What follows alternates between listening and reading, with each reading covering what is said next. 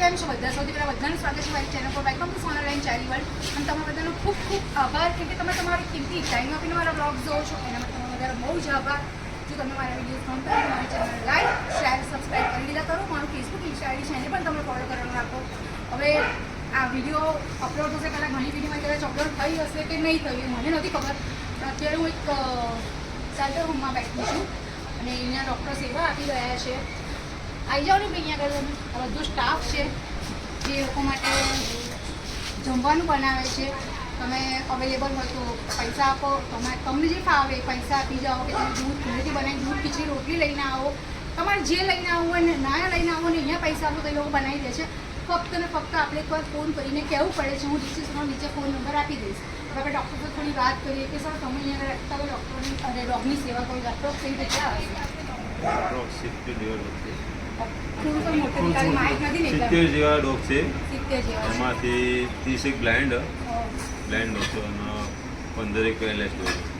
બીજા બધા 20 જે બ્લાઇન્ડ. 30 ડોગ તો બ્લાઇન્ડ છે. એટલે આપણે એવું વિચારવાનું કે દુનિયામાં આપણા કરતાં સુખી જીવ કરતાં વધારે દુઃખી જીવ વધારે છે.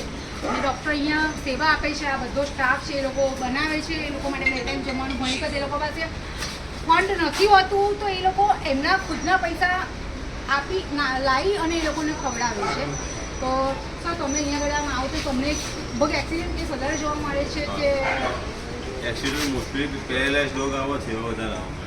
પેરેસિસ એક્સિડન્ટથી પેરેસિસ કઈ કહો એક્સિડન્ટ પ્રોબ્લેમ કેવું હોય કે જે એક્સિડન્ટ થયું હોય તો એના 2-3 દિવસ પછી અમારો ડોગ આવે છે.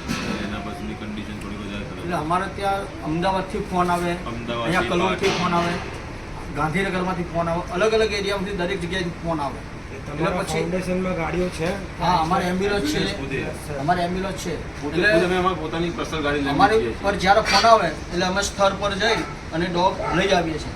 એક્સિડન્ટલી કેસ હોય, કાં તો પેરેલાઇઝ થઈ ગયેલું હોય, કાં તો બીમાર હોય, બરાબર છે, કાં તો પેલો વુન્ડ થઈ ગયું હોય, ઘા થઈ ગયું, ઘા જૂનો થઈ ગયો એટલે એમાં મેગેટ પડી ગયા હોય. એટલે પછી એવા ડોગ અમે અહીંયા લાવીને એની સારવાર કરીએ છીએ. સારવાર કરી પછી જ્યાંથી લીધું હોય ત્યાં અમે પાછું મૂકી દઈએ છીએ. જ્યાં સુધી એને સારું ના થાય ત્યાં સુધી અમે એને રેગ્યુલર ટ્રીટમેન્ટ 2 ટાઈમ આપીએ છીએ. 2 ટાઈમ જમવાનું આપીએ છીએ. આ ભાઈઓ છે એમની સાર સંભાળ રાખે છે.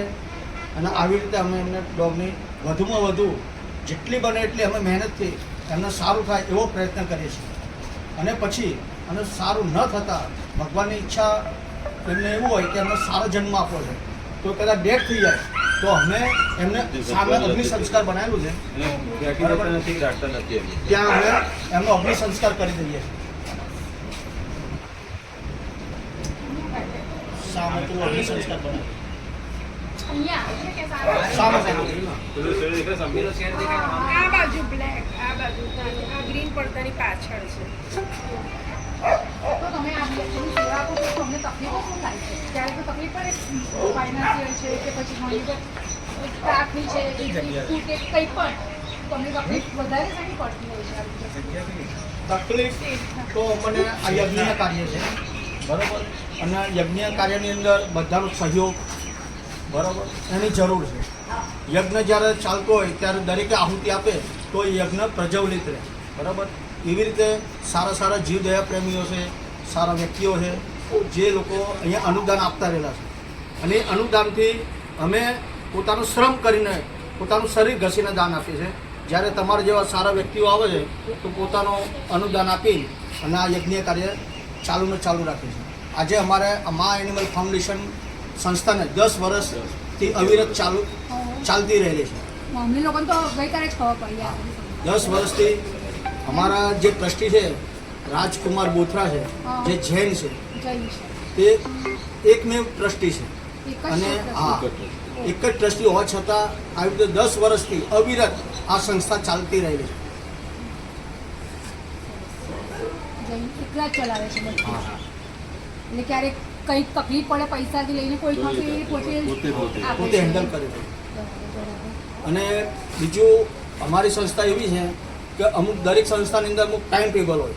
સવારે 9 થી 6 જ્યારે અમારા ટ્રસ્ટી જે છે જે રાજુભાઈ બોથરા એ ટ્રસ્ટી સાથે સાથે જીવદયા પ્રેમી છે. કે ક્યારેક અમે કોઈ કામમાં વ્યસ્ત હોય ને તો જાતે પણ ગાડી લઈ અને ડોગ છે ને એ પોતે જાતે લેવા જતા રહે જાતે રેસ્ક્યુ કરવા જાય. અને જાતે રેસ્ક્યુ કરી વાંદરા હોય, કૂતરા હોય, બિલાડી હોય, કોઈ પણ એનિમલ હોય, છેલ્લે સ્નેક પણ હોય ને, સાપ, તો પણ એ જાતે જઈ અને એનું રેસ્ક્યુ કરીને એને જલ્દીમાં જલ્દી એને સારવાર મળે એવો પ્રયત્ન કરતા રહ્યા. એટલે ટ્રાય પૂરો કરો છો. અમે તો બધા પગારધારી છે, પણ નમસ્કાર છે ને એ અમારા ટ્રસ્ટી જે છે ને રાજકુમાર બોથરા જૈન, એમને નમસ્કાર. હા, પણ તમારા બધાના સહયોગ વગર તો કોઈ એ તમે એમના વગર કંઈ નથી કરી શકો ને. એ સૌથી તમારા મોટું યોગદાન અંકલ. કારણ કે તમે લોકો આજે શરીરની 10 વર્ષથી કન્ટિન્યુ આમાં ફૂલ સેવા આપો. રાતે 1:30 વાગે બી ફોન કરશો તો આ ડોગ લેવા આવશે. હા, એટલે 1:30 વાગે બી લાયેલા છે અમને, કે 1:30, 2, 2:30 વાગે બી ડોગ લાયેલા છીએ અમે. હા, એટલે આમાં તો શું રાત્રે છે, જઈને સૌથી મોટી 10 વર્ષથી સેવા આપો છે. અહીંયા ડૉક્ટર 24 કલાક હા, 24 કલાક ડોક્ટર. એ ડૉક્ટર હાજર જ હોય છે. ડૉક્ટર 24 કલાક, પછી રસોઈ બનાવનાર, સફાઈ કામ કરનાર, સાર સંભાળ રાખનાર બધા અહીંયા રહે. બધા અહીંયા હોય છે. અને કાલે પણ મેડિસિન એવું પીવડાવવું હોય તો ડૉક્ટર પીવડાવે કે તમે લોકો પીવડાવો? આ બધા ડૉક્ટર હોય ને. તમારા બધા તો પીને પીવડાવું તો મેડિસિન. અને અહીંયા બધા ડોગ અહીંયા લાવે ને એટલે બધા ફ્રેન્ડલી થઈ જાય. હા, એ થઈ ગયું. બહાર ભલે થોડા બાઇટ કરવા માટે આવે. ભાઈ જેવું ફ્રેન્ડ સર્કલ આમનો. તમે મેડિસિન કઈ વધારે use કરો? જનરલ મેડિસિન કઈ use કરો? કઈ? મેડિસિનમાં તો આ પેરેલાઇઝ છે, થોડા વધારે નિરોગજીન છે, બરાબર છે. પછી સ્પાચમાં વેટ છે કે એક જગ્યાએ પડી રહે એટલે જમવાનું ખાય એટલે અપચો થાય, એટલે સ્પાચમાં વેટથી એમનું પેટ સાફ થઈ જાય, બરાબર છે. પછી બીજી એન્ટીબાયોટિક હોય, પછી જેવી જેની તકલીફ જેને જેવી તકલીફ એ પ્રમાણેની સારવાર બધી. પણ એ નહીં, એટલે actually વધારે પડતી કોઈ time એવું હોય કે એક તો common કંઈક હોય, જેમ કે આપણે તાવ આવ્યો તો બે મેગાઝીન લઈ લે. કે પછી નિરોગી ડોલો, તો એવી કોઈ કોમન ગોળી જે તમારે વધારે જતી હોય એ ગોળી કોઈ વાપરો નહીં. નિરોગી type. નિરોગચીન આવે, એમાં નિરોબેન હોટ ટેબ્લેટ આવે છે ને, બરાબર, વિટામિનની, એ પણ અમે એમને ખવડાવીએ, જેથી અમને હોય ને એની અંદર ધીમે ધીમે ધીમે ચેતનાઓ આવે, બરાબર, એટલે ધીમે ધીમે ચાલતું થઈ જાય. આ લોકોને ડાયાબિટીસ એવું બધું હોય છે.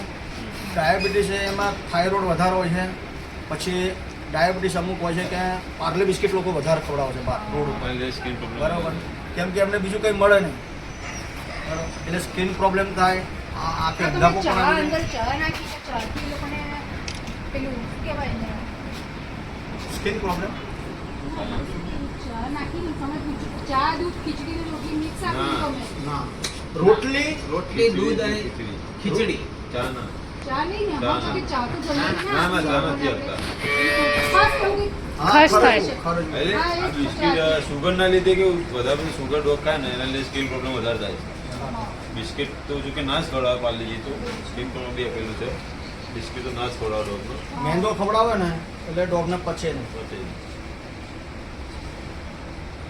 સો ફ્રેન્ડ્સ, મેં ઘણું બધું એને પૂછ્યું કે અમુક દવાઓ જે આપણે અહીંયા એફોર્ડ કરીને મોકલાવીએ તો બી એ લોકોને સપોર્ટ જે કંઈ બી અહીંયા બધી જ મદદની એ લોકો આપણી પાસે કશું માગતા નથી.